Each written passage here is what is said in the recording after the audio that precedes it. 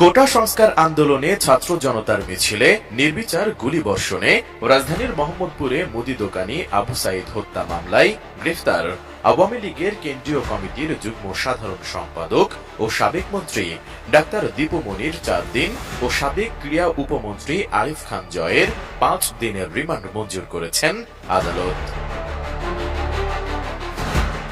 মঙ্গলবার আসামিদের আদালতে হাজির করে মামলার সুষ্ঠু তদন্তের স্বার্থে ১০ দিনের রিমান্ডে নিতে আবেদন করেন তদন্ত কর্মকর্তা মোহাম্মদপুর থানার পরিদর্শক তোফাজ্জল হোসেন। এদিন আসামি পক্ষের আইনজীবী তাদের রিমান্ড বাতিল ও জামিন চেয়ে আবেদন করেন। এজলাসে আসামিদের ডকে ওঠানোর পর কারো হাতে হাতকড়া না থাকায় বিএনপিপন্থী আইনজীবীরা আসামিদের হাতকড়া পরানোর জন্য চিৎকার করতে থাকেন। এরপর আসামি জয়কে হাতকড়া পরানো হয়। নারী বিবেচনায় দীপু মনিকে হাতকড়া পরানো হয়নি।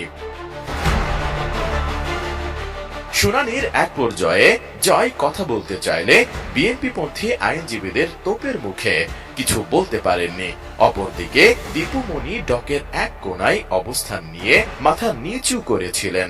কয়েকজন নারী পুলিশ সদস্য তাকে ঘিরে রাখেন।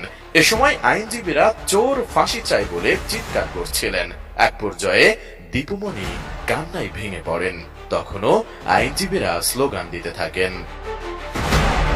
শুনানি শেষে ঢাকার অতিরিক্ত চিফ মেট্রোপলিটন ম্যাজিস্ট্রেট সুলতান সোহাগ উদ্দিনের আদালত তাদের এ রিমান্ড মঞ্জুর করেন।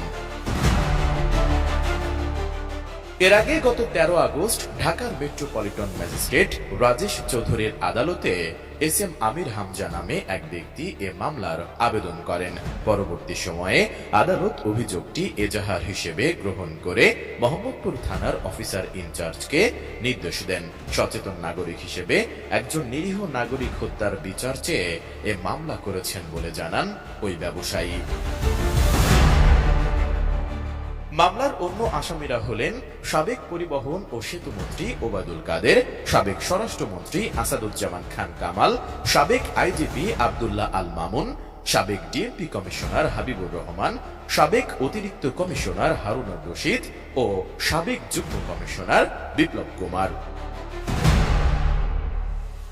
মামলার আর্জিতে বলা হয়, নিহত জায়েদকে তার গ্রামের বাড়িতে পঞ্চগড়ের বোদা উপজেলার নতুন বস্তি প্রধান হাটে নিয়ে দাফন করা হয়। তার মা, স্ত্রী, ছেলে সন্তান সেখানেই থাকেন। এ কারণে তারা ঢাকায় এসে মামলা করতে অপারগ। এজন্য বিবেকের তাড়নায় আইনের শাসন প্রতিষ্ঠার জন্য এ মামলা করা হয়।